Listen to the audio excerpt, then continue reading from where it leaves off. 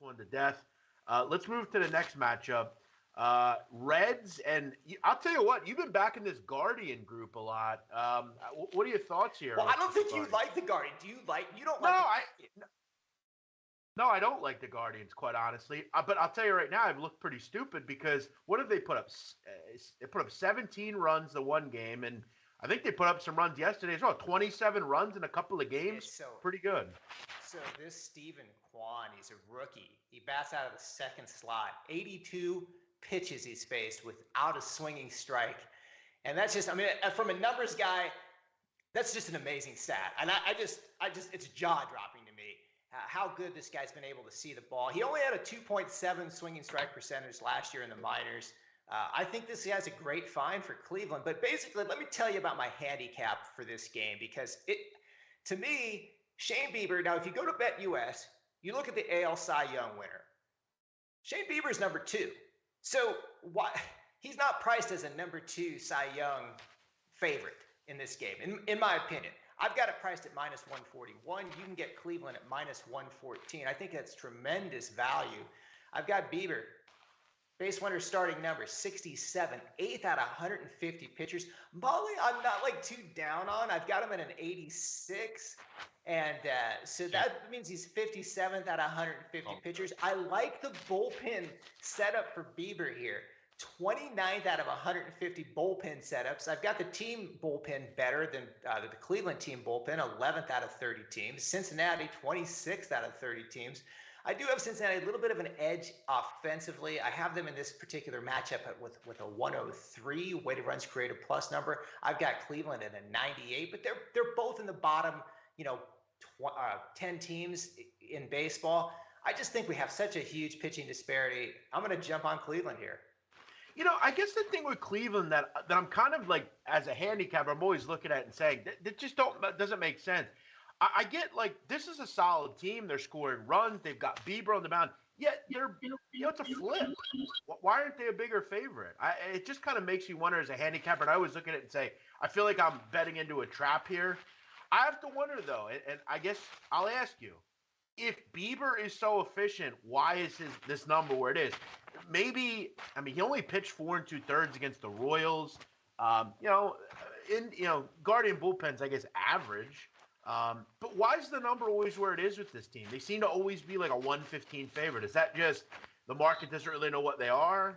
What is that? Yeah, I think it's just I think it's mispriced. I mean, the thing that I love about the way I model the games is that it all comes down to runs in the end. So you have run suppression numbers for pitchers, you have run scored numbers, runs created plus for offense, and it comes down to a run projection. So in my opinion, based on my model and based on really kind of looking at it subjectively even, I mean, you got the second favorite in the Cy Young race against Tyler Mahle.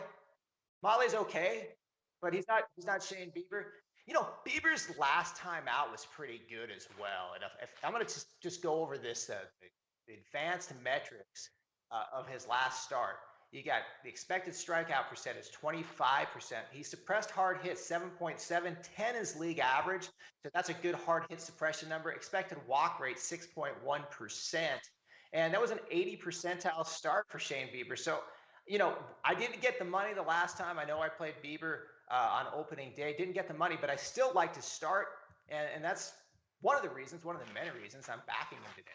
Well, look, I guess at the end of the day, backing him is not the wrong thing to do. I guess there's just some things as a handicapper you look at and you say, that doesn't make a lot of sense. But hey, ride the Guardians, man. They've been good to you. They've been really good to, I think, a lot of people over the last couple of games. This offense has really jumped out. I guess we'll have to see. You were right yesterday. I kind of called out the line in question yesterday. It didn't matter. So I guess we'll see. I'm hearing a lot of background noise. Very hard to do that's good. Like You're working through it really good. And bottom line on this game, I think it's a misprice. I'm going to roll with Bieber. There you go. Hey, rock with the Bieber fever, as you say. So you're going to rock. Dude. You're rocking 2 favorites today, one of which not real big favorite, Cleveland, and then the LA Angels. You backed the Angels yesterday, too, so you're back at 2 teams. I didn't. I actually, no, oh, you first five. I backed the Marlins, and I really want to bitch about something because it really made the game in the first 5 innings. So this is what happens. Max Stassi He has a full count, and Eliezer Hernandez freezes him inside high. Pitch was inside the strike zone. It wasn't even on the border, touching the edges or anything. Freezes him inside. Guy calls it a ball. And so for me, this is one of the most egregious things MLB has not done, is to bring in a challenge on one of these strikes. It changed the whole flow of that game last night. The pitch was obviously a strike. They called it a ball. You know, in tennis, you can get a challenge. It takes 15, 20 seconds to look at the line challenge. They make the thing and it's done.